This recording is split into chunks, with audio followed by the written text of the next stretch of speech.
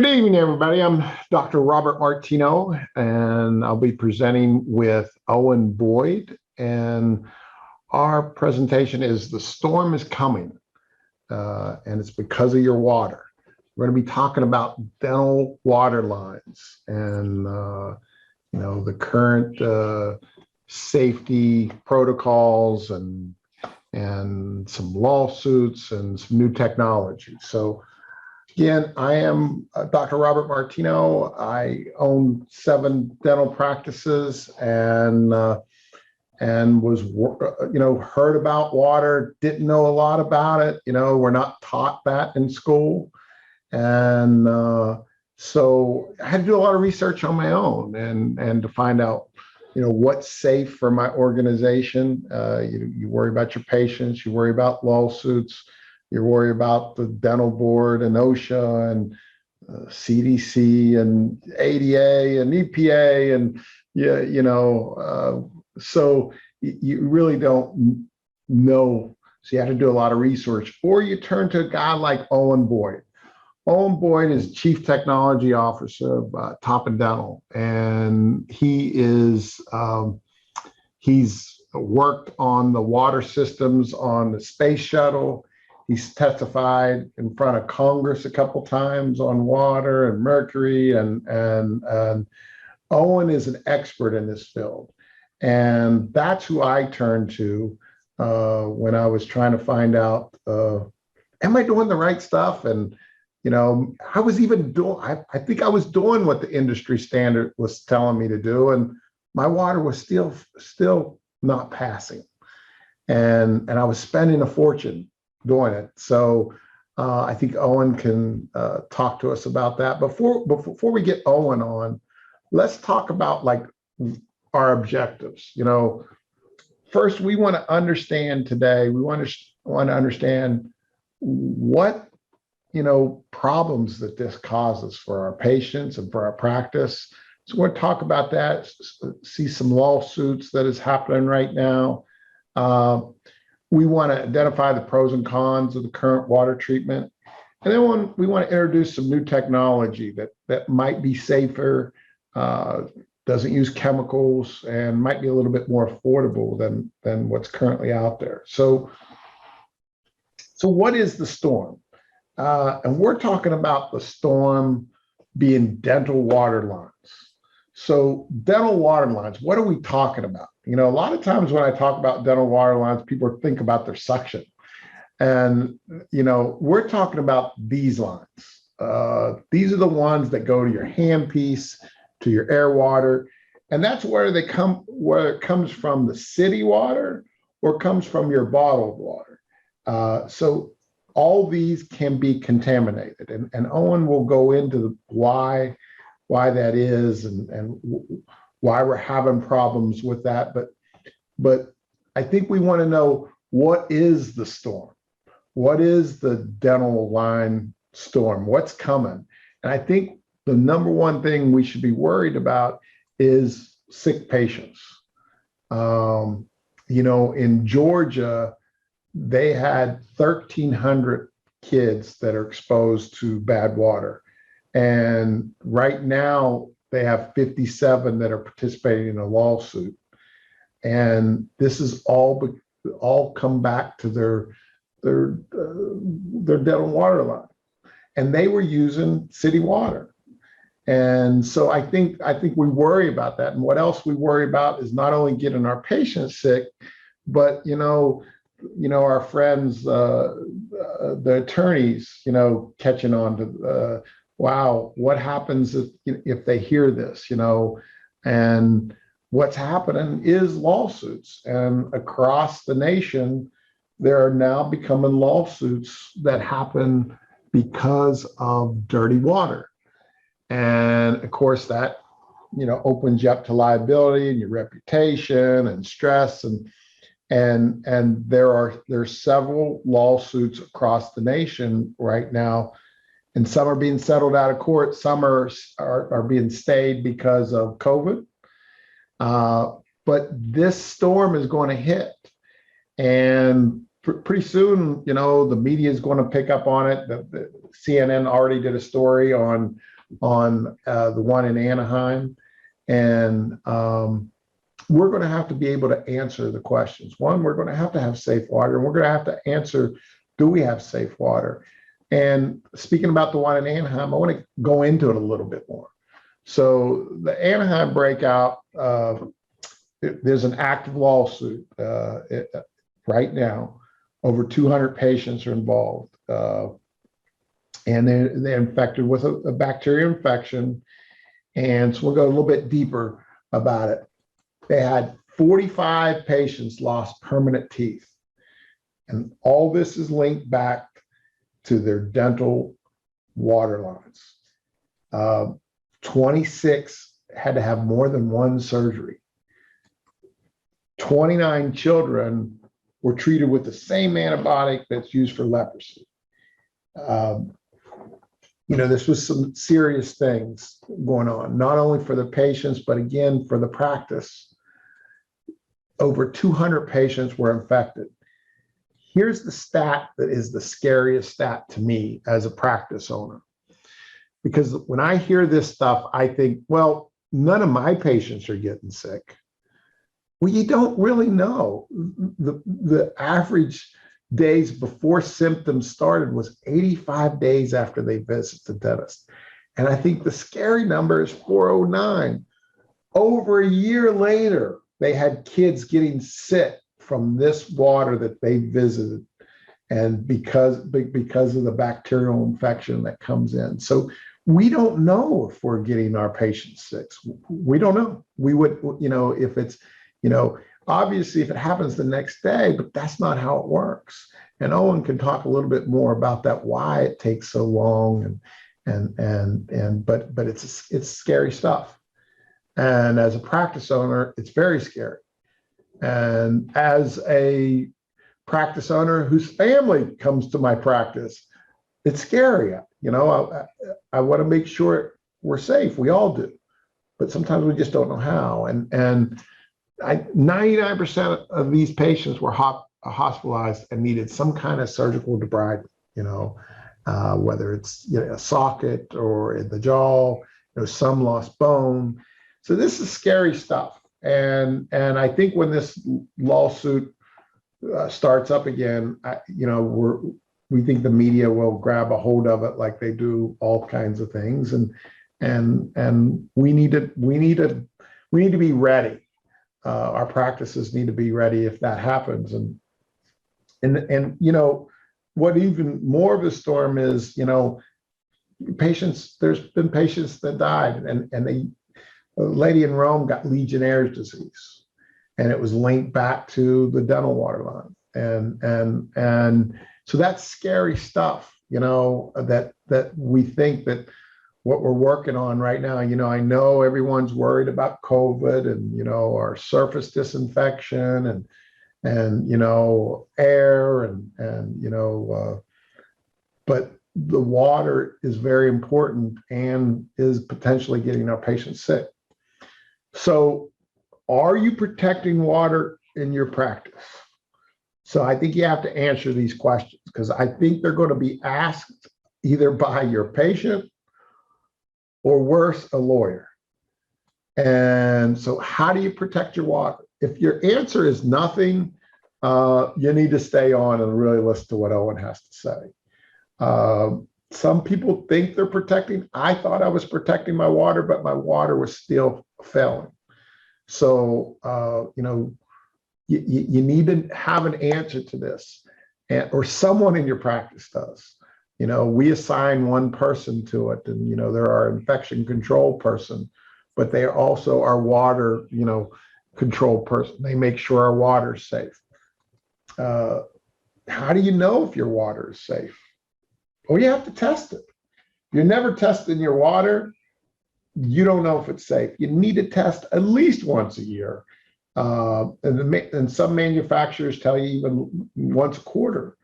But you need to test it and test it more often if you have a failure. Is your water under 500 CFUs? And that's colony forming units. That's how they measure how many microbes are in your water. That's where the minimum standard to be safe. Do you know that? Do you know that question? If you're not, you need to know. Are you shocking your lines? Even though you may have something that's protecting them, like a dose and treat, or even this ultrafiltration that Owen's going to talk about, you still have to shock your lines because there still can be bacteria in the water and biofilm, and you have to shock your lines. How often? We recommend, and I think a lot of people recommend, at least once a quarter. Again, that's more often if you have a failed line, but you need to be shocking your water lines. Are you even aware of the CDC or the ADA water regulations or standards? Do you know what they say you should be doing? And again, as a practice owner myself, I didn't. And until I heard about this, and I know I need to do some research. Are you tracking your efforts to protect your water? If you need to have some kind of system. I think if OSHA comes in, or God forbid, a patient gets sick, or a lawsuit, they're going to want to see, how are you protecting your water? What's the effort did you make? Look, I know water is probably the last thing on your mind. It was mine. We're trying to just get through the day, right? Especially in this time, and we're trying to work on our patients, but we have to understand that water can be a problem, and so you have to create a water safety protocol. You have to have a shocking protocol. You have to be compliant with the CDC and the ADA standards. You have to understand how to manage your liability if something would happen.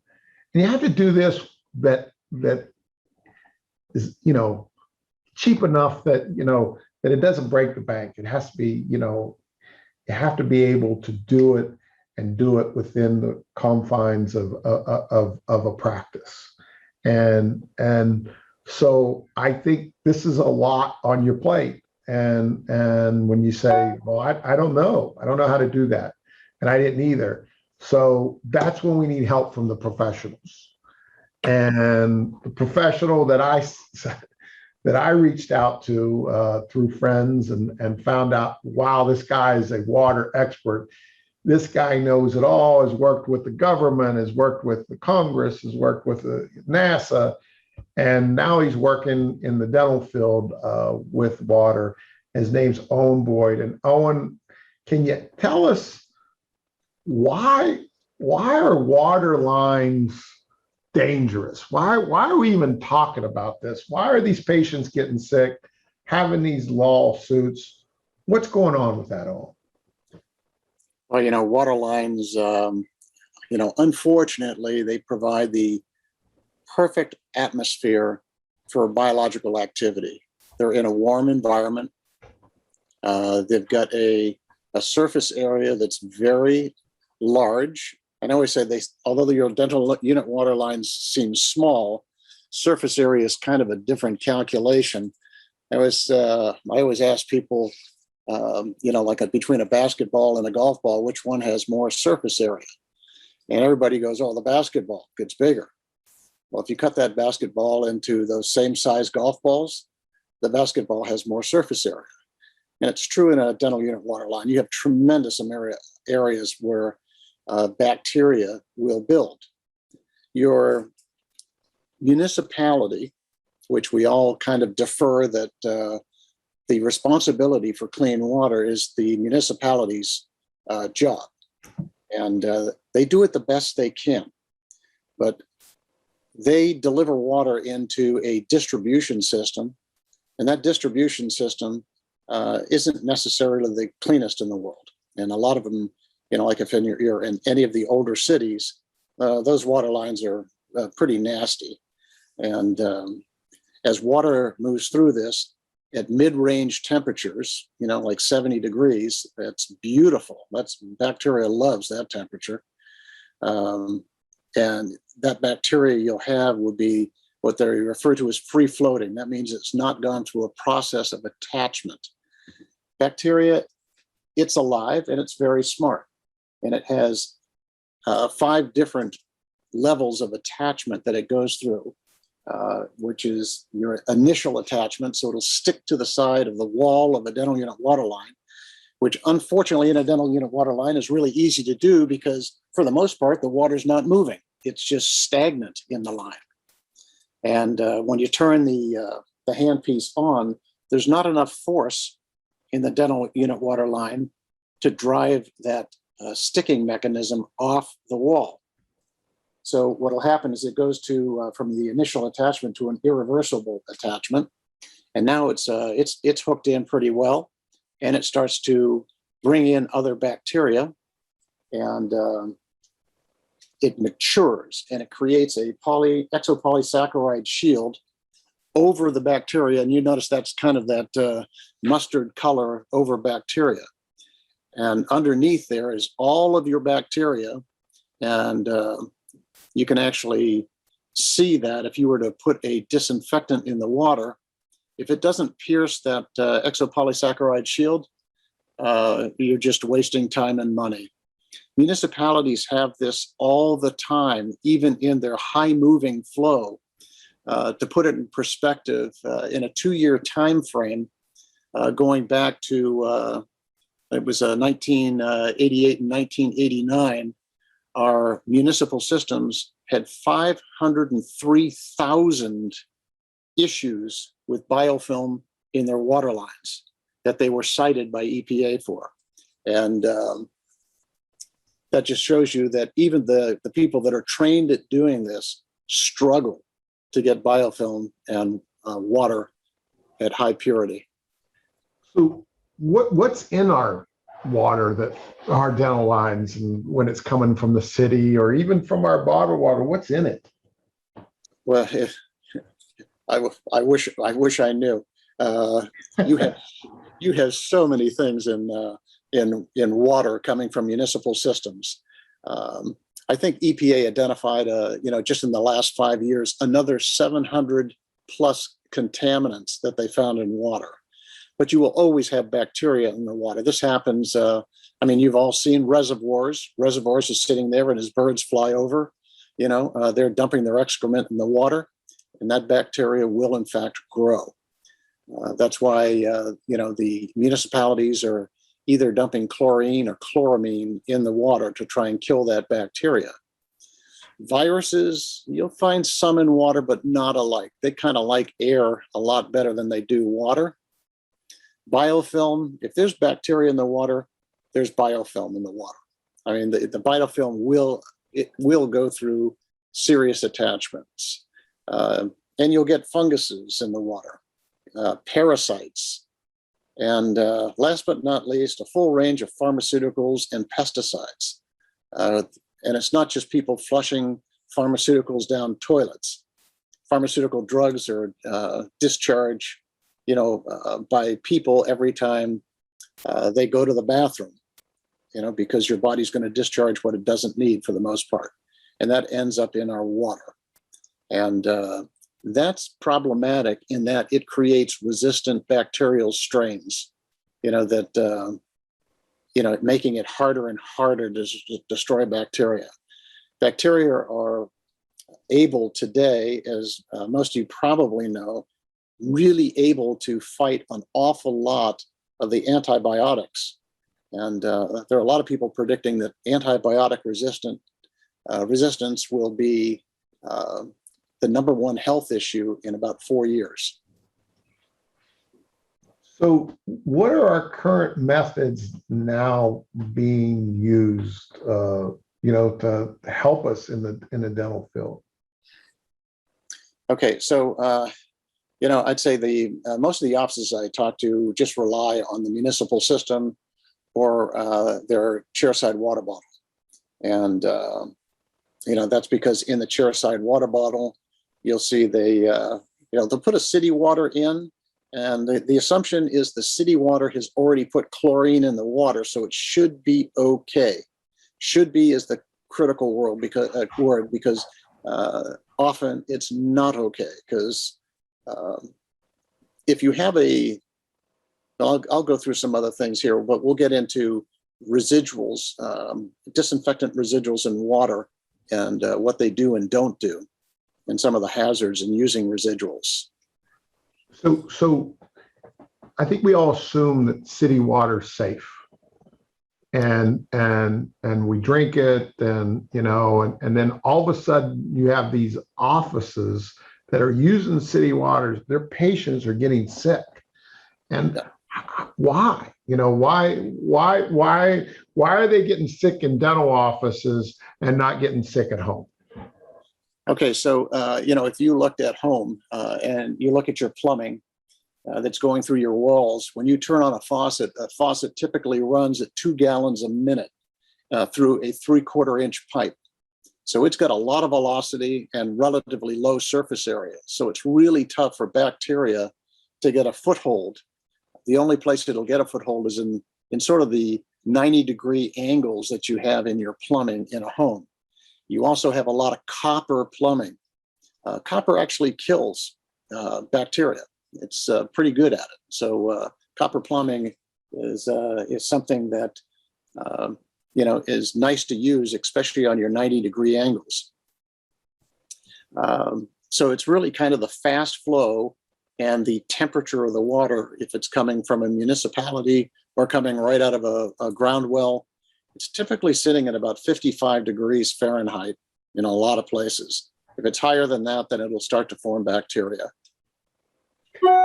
So in a dental setting, you're saying the lines are just really too small and the water's not fast enough.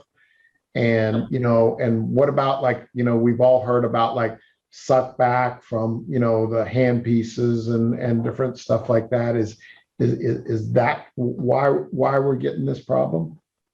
Well, the major problem is the fact that the water is stagnant. It's just sitting there, for long periods of time, and it's sitting in an environment. Even if you've put if there was a little chlorine left over from the treatment at a city, it's going to react with other things in the water. For instance, if you have iron in your water, you're going to create ferric chloride as chlorine reacts with the iron, and that creates a precipitate. But once that reaction occurs, there's no more chlorine left over to react with bacteria or fungus, sitting in the water. So it starts building the bacteria builds up in concentration and starts to form biofilm, which that kind of allows it to grow even faster. To put that into perspective, how fast can biofilm grow? Let's just take one colony forming unit of Legionella. If you have a dental unit waterline, which is really ideal biological growing grounds for Legionella, if you started at 8 o'clock in the morning with 1 CFU, just 1 colony count, by 5 o'clock that evening, if that water it never moved, it just stood there all day long, that you never had a patient in that chair, your colony counts at the end of the day would be 134,217,728. Wow. That's scary stuff. That's just Legionella. Okay, so city water is not safe, but like me, I changed all my chairs to bottled water, and I used distilled water, and I thought, okay, well, I'm safe now. But that wasn't that didn't help me. Tell me why. Why is it just using distilled water in like a bottle system? Why doesn't that work? Okay, so your bottled system, you fill it up with distilled water. By the time you've put a cap on it, it's already pulled bacteria out of the air. So it already starts to, produce a bacterial group. So it's started already reproducing. So the distilled water is, not that it's bad, I think I'd start with distilled water in a dental unit waterline, but it's not necessary. But distilled water will grow because you haven't alleviated the problem of stagnant water in 1/4 inch water lines that are made up of a polymer that's actually a food source for bacteria. So what about RO water? I've heard about that. Yeah. Does that help any? Well, RO water and distilled water, there's not a lot of differentiation between them. As a matter of fact, RO water, you look at that, and typically what that means is the minerals in your water have been removed to about 98, 99%. If you really want to call it RO water. Distilled water, all minerals are gone. There are no minerals in distilled water. But you're saying there still can be bacteria. Is that correct? And you will actually get, and this is the design of RO systems. RO systems are highly inefficient water treatment systems. They take quite a bit of pressure to get water through a membrane. And the way to look at that is the water is pressurized against a 0.005 micron filter. So not all the water gets through the filter. So it slowly permeates through that filter to create what they call your filtered water or your permeate.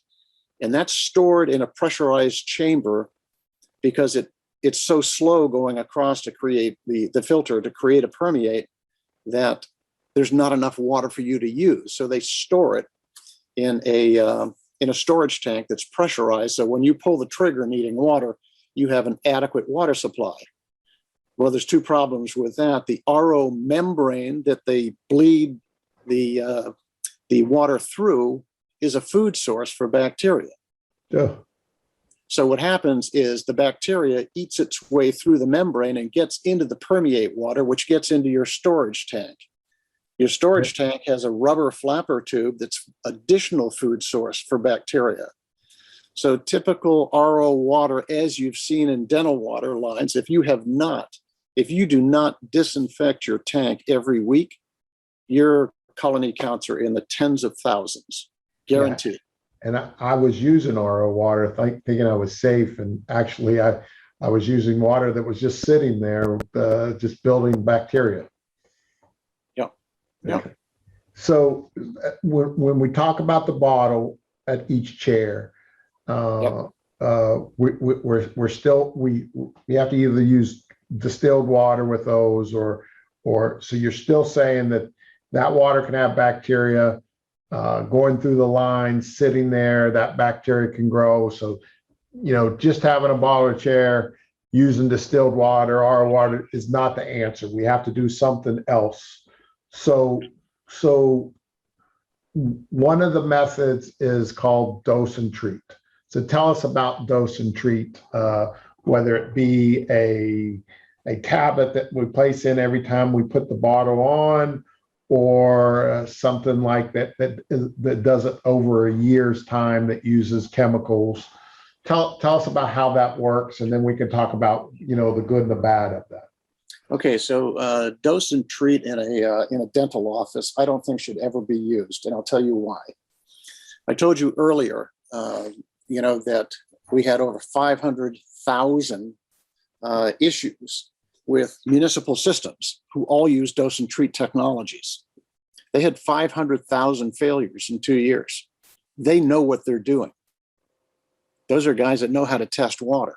So in order to put an adequate amount of chemical in the water to treat the bacteria, you actually have to know what's in the water.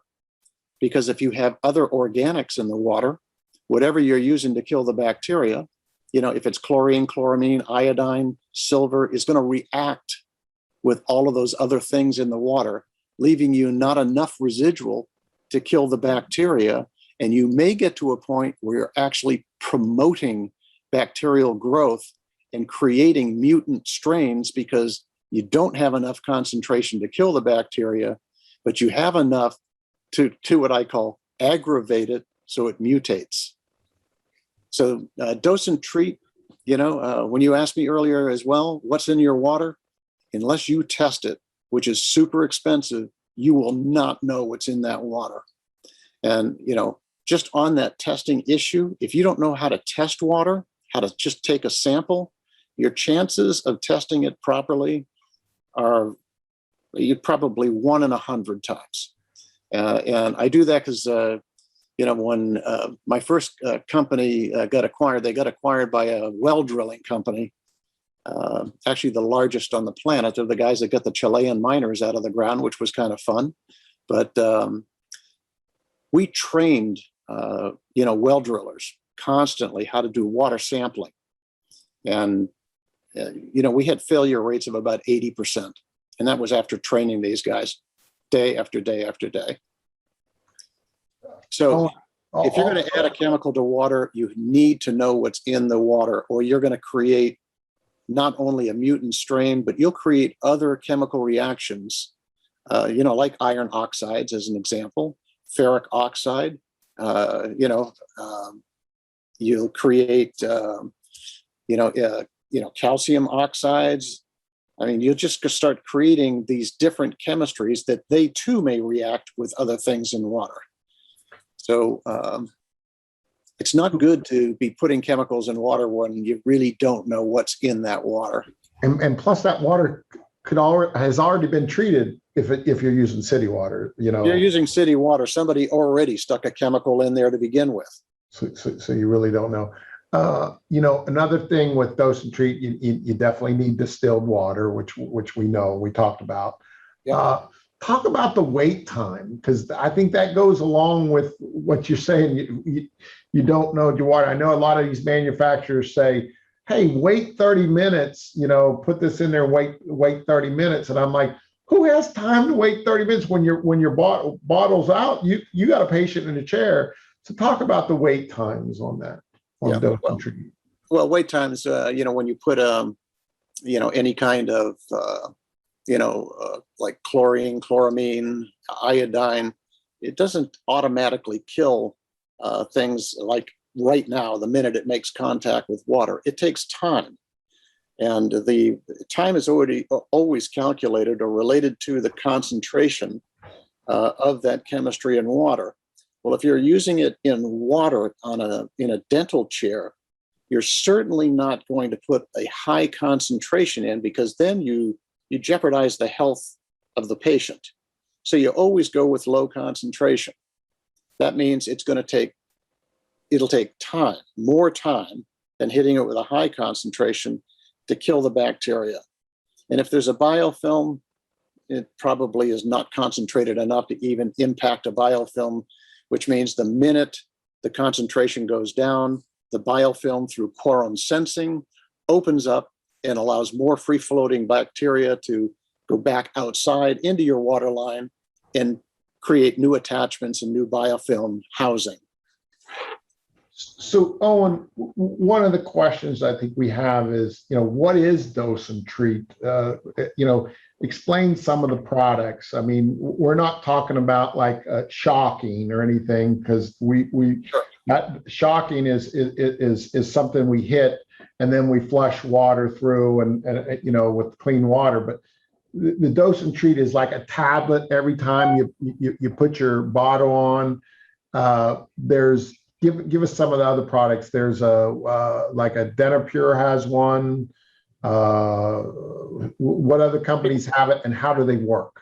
Yeah, they typically you'll see them either attached to the water bottle or to the chair itself, into the the inlet waterline chair, and they will bleed off as water flows through it a variable concentration of either silver nitrate, chlorine, chloramine, chlorine dioxide.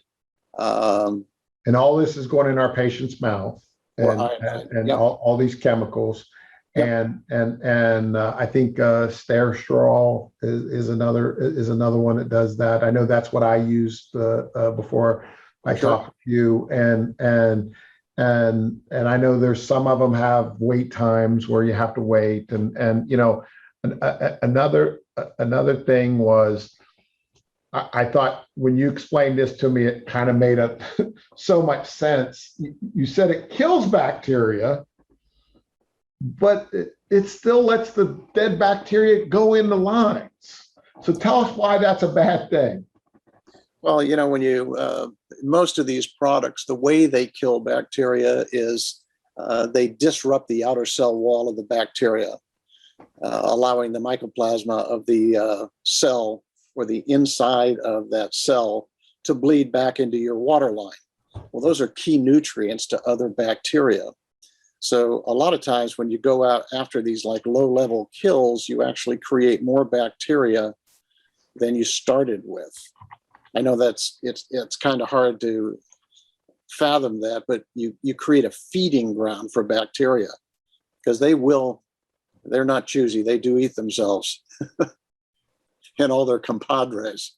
So what you're saying is when live bacteria are in the water line, for them to grow and to get to the biofilm stage, they eat the dead bacteria. I mean, Yes, is that right? That's correct. Yeah.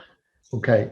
So, and this isn't unusual. When you look at what's going on with water, folks that are trained in water treatment, and you look at all the boil orders that get issued, or places that have contaminants in their water like PFAS or PFOS.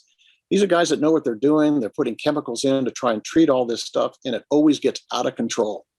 So they walk around, most of the studies that I've looked at in dental unit waterline treatment, dose and treat treatments, they have about a 35% failure rate. And, if I'm sitting there as a patient, I'm walking into a 10 chair that's, how do I select which three chairs I should stay out of, So Owen, you've been in water all your life, and like I said, worked on a space shuttle's water system, and testified in front of Congress, and it just sounds to me like chemicals. You don't believe in it in the constant adding of chemicals to keep our water clean. So what is the technology, some of the new technology that you're part of developing, that's kind of on the chemical free side, some of the new technology. You want to talk about that? Sure. So, I tried to develop a technology that could get rid of contaminants in water, which includes viruses and bacteria, cysts and spores, but also a lot of other things, like the pesticides and pharmaceuticals. And the key was making it safe. So that meant it had to be chemical free, because if I put any chemistry in the water and I don't know the water quality, I cannot tell you it's safe.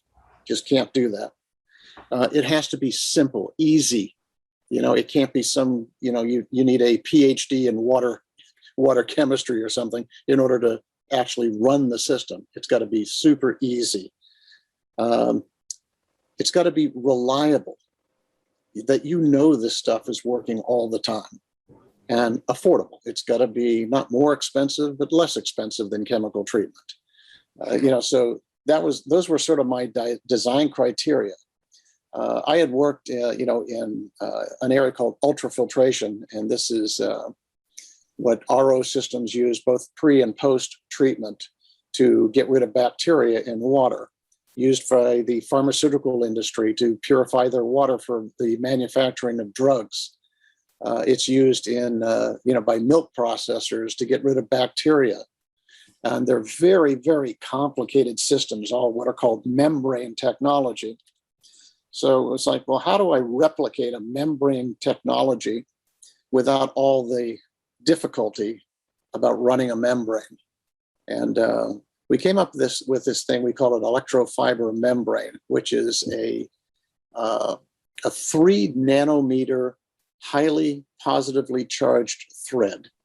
We take that 3 nanometer thing, it's wound loosely with 50,000 other 3 nanometer threads into the diameter of a single human hair.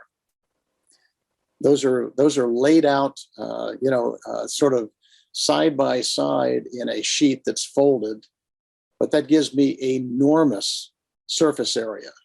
And when you start thinking at the when you're thinking in the molecular level, and you fold filters with these little membranes, when you're down in the nanometer range, and you took a bacterial cell, that bacterial cell, it would be like trying to, that bacterial cell trying to get through a filter that's trying to get it, not only by the mechanical collision with a wall, but also by the charge of it as well. So the wall's made up, so it's highly positive, going after those negatively charged bacteria that are your dangers. And we did that. It wasn't easy. It took an awful long time, which is where the involvement with NASA came in. But so that thing is sitting in a 3-housing system where I wanted to go after an entire dental office, even though the small one there is for a chairside water bottle. I still think the most cost-effective way is to go after all the water. So no matter what water you're using in your office, it's bacteria, virus, cyst, spore free, and it doesn't kill bacteria, it filters them. So you don't have food sources in your water anymore. So really, really difficult for biofilm to form. And I know that because I've put ultrafilters in dental offices, hotels, processing plants, and biofilm just doesn't form. So tell us about what, we all know about filtration. We've all had, some of us had the Britas and the different things. Sure. What's different about this than other filtration? I know it's nanofiltration. I know it's really small, high surface tension, but what's this? What does it so that that's different than any other filtration? Well, the main difference in putting that filter together, sort of creating a forest of highly positively charged nano threads. We can run water through this thing, at less than 1 psi. So that means that your pressure differential, I can actually feed water through these filters at gravity. That's just unheard of at this level of filtration. The other thing is, because of the surface area that's available for filters, to put it in perspective, if you were to go buy like a 5-micron filter at Home Depot, okay, it has so much dirt holding capacity. And usually those are listed on the side of the package, and people don't pay attention to that. But the dirt holding capacity of our filtration systems are 100 times greater than the dirt holding capacity of a filter you might find at Home Depot. Wow. Wow. And that's a lot of filtration. So talk a little bit more about, I'm really interested in this electro, this positive charge. So, it's going through there, it's having a hard time, but it's also sticking to the walls. Is that what you're saying? Sure. Yeah, it's held, through a chemical bond to the surface of the filter media. So when it actually, instead of it just being an inert material that has no charge, our filter itself is highly charged. So as a bacteria is, because they'll work like the devil to try and get through these little tiny holes, any filter.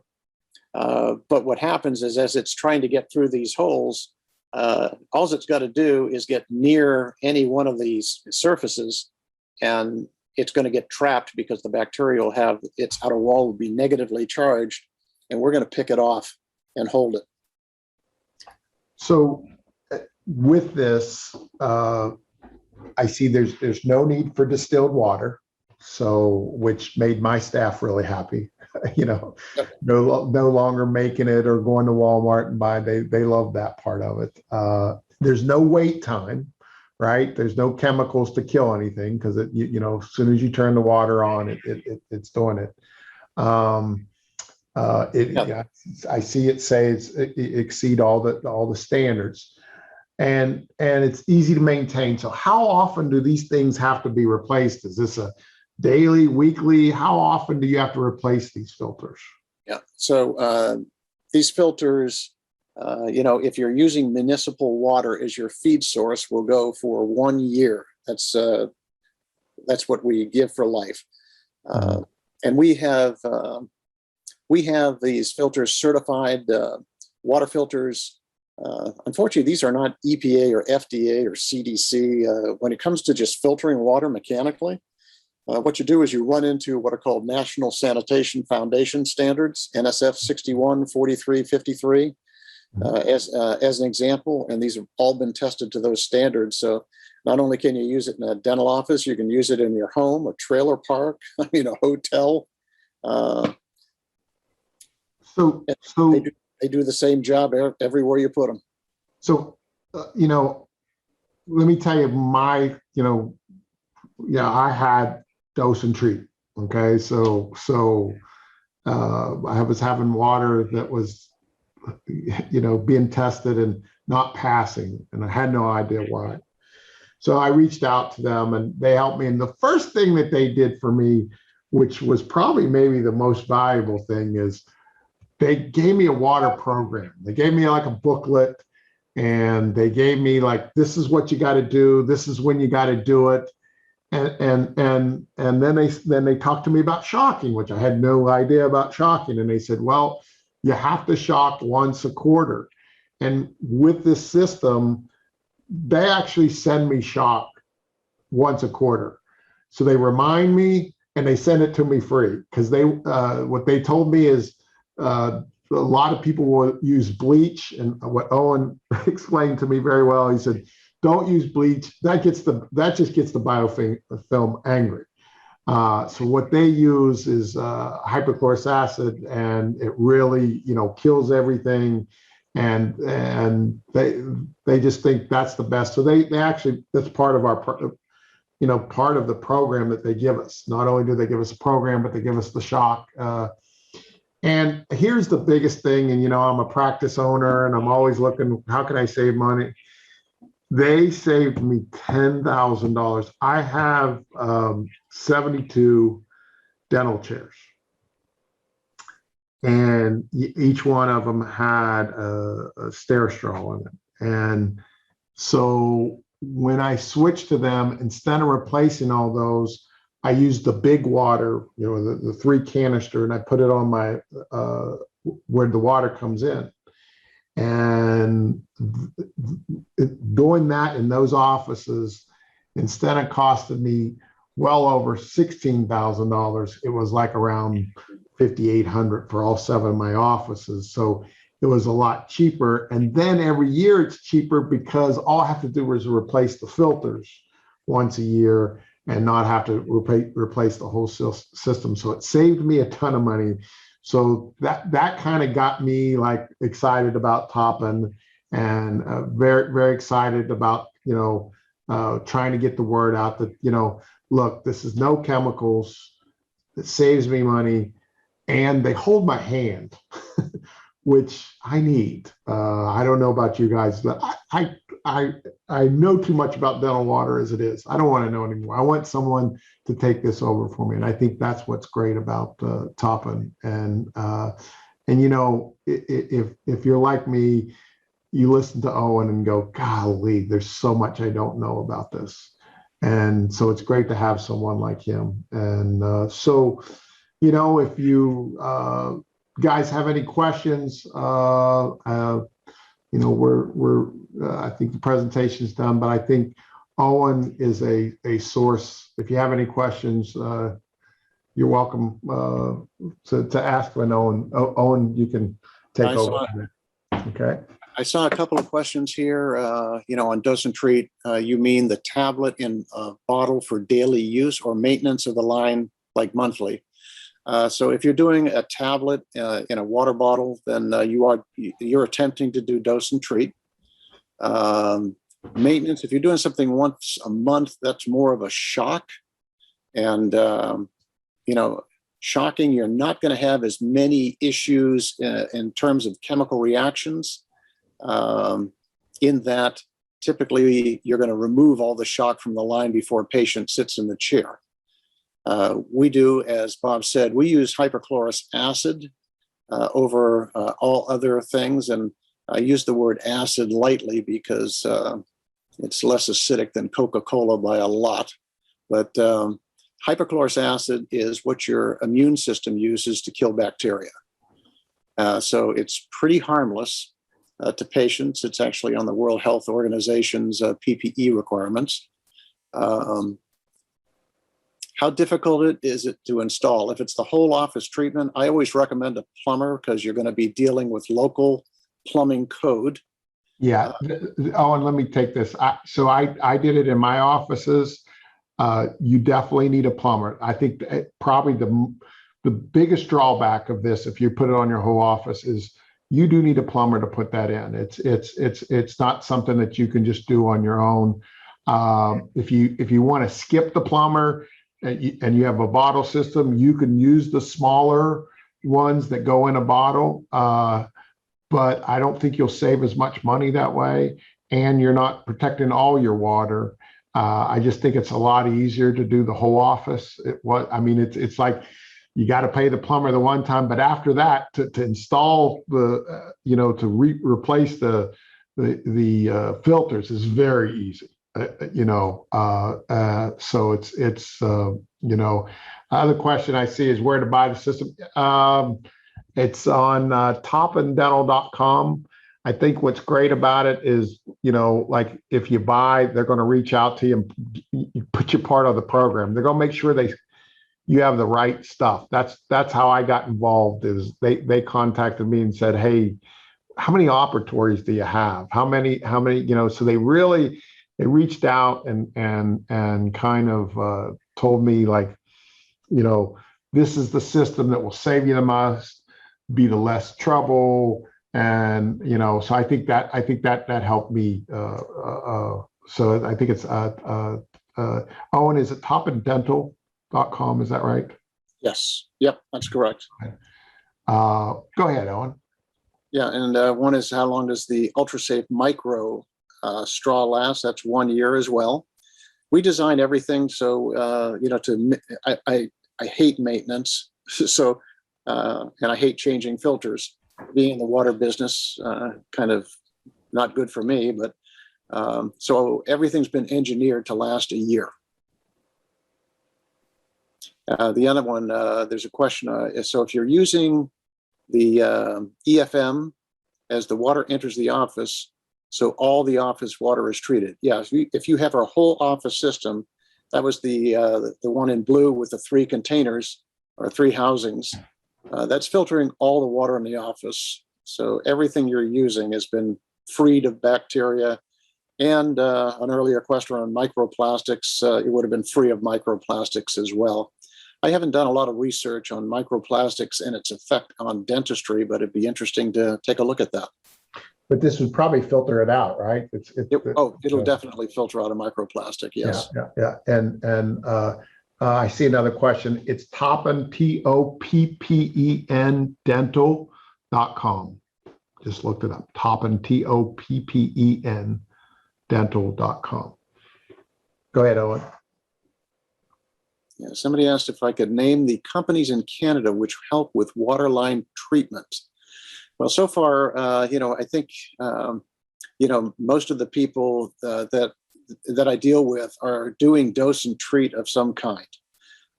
So all your major distributors are all going to have some sort of product that they put in.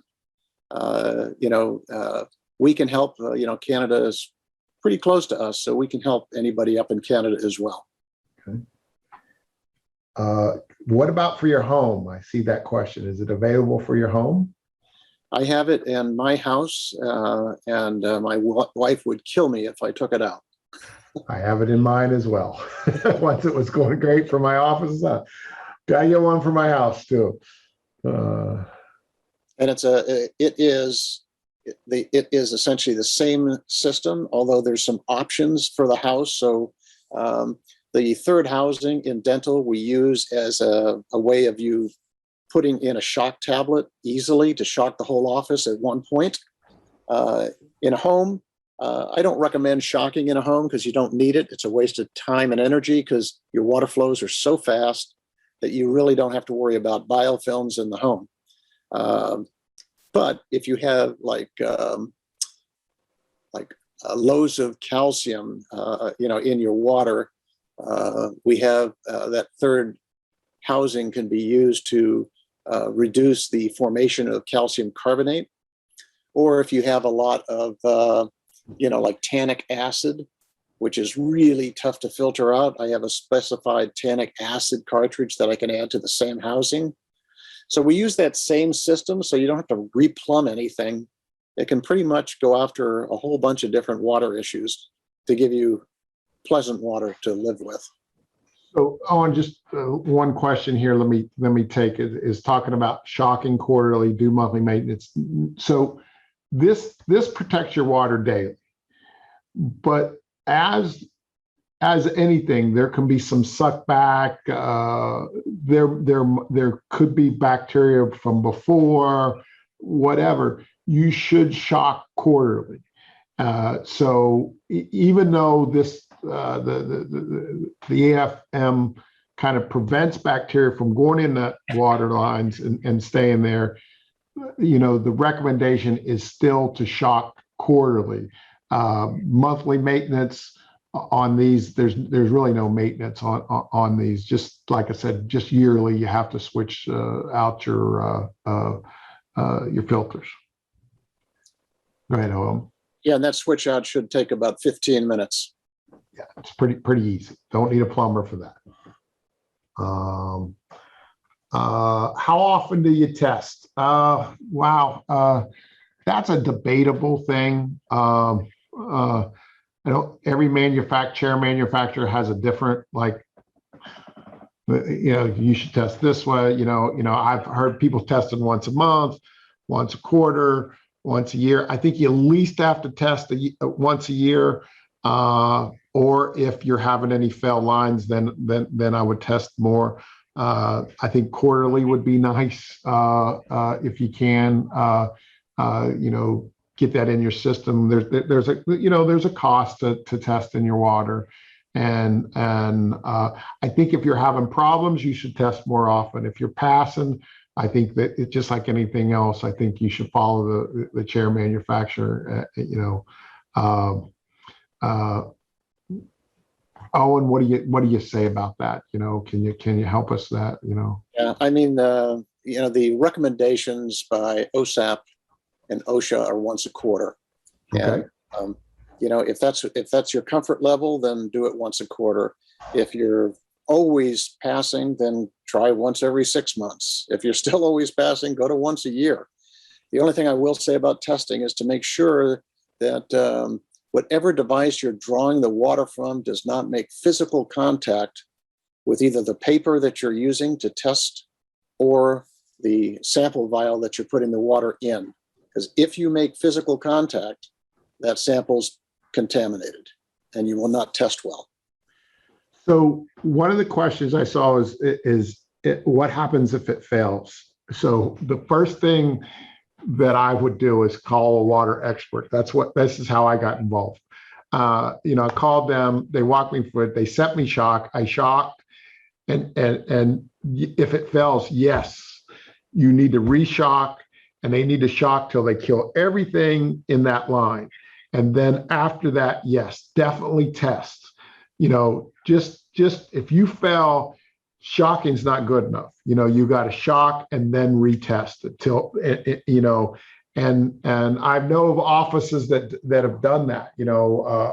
Actually, OSHA has come in and tested their water, and they passed or they didn't pass, and and they just had to shock, they keep shocking until it does pass. And I think the problem that most offices do is they shock with the wrong stuff, like I was shocking with bleach, and Owen says, "You're just making it angry. You're not killing anything." And that's when I switched to hypochlorous acid, and then boom, that did it. Yeah, I'd always, if you're going to shock, please don't use bleach because it will not work. It's as simple as that. It doesn't work on biofilm. So choose a good shocking chemistry. Last question. You want to take that last one about what kind of treatment conjunction to the very last question, Owen? Let's see. It says with the EFM filter, you don't need any kind of treatment in conjunction. That's true, but when the filters come, it also comes with shock. So when you put that in, they're going to want you to shock your lines too. So because they don't know what's in your lines already, even though the filter will prevent bacteria, there could be bacteria in their line. So shock comes with the filter the first time you put it in. So you're shocking your lines. And that's whether you use the bottle system or the whole office.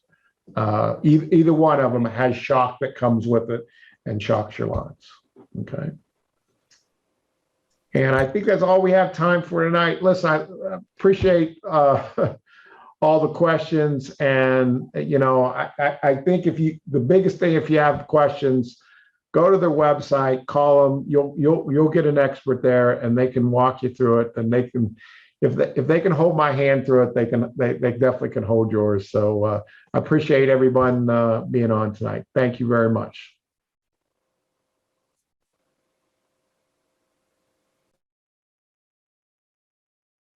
Thanks for attending this Viva Learning webinar. In order to get your CE credit, you will need to pass the CE exam. To do so, return to the website, make sure you are logged in, click on either CE in Progress or My Account. Click on the webinar title and take the CE exam. Thank you, and see you next time on Viva Learning.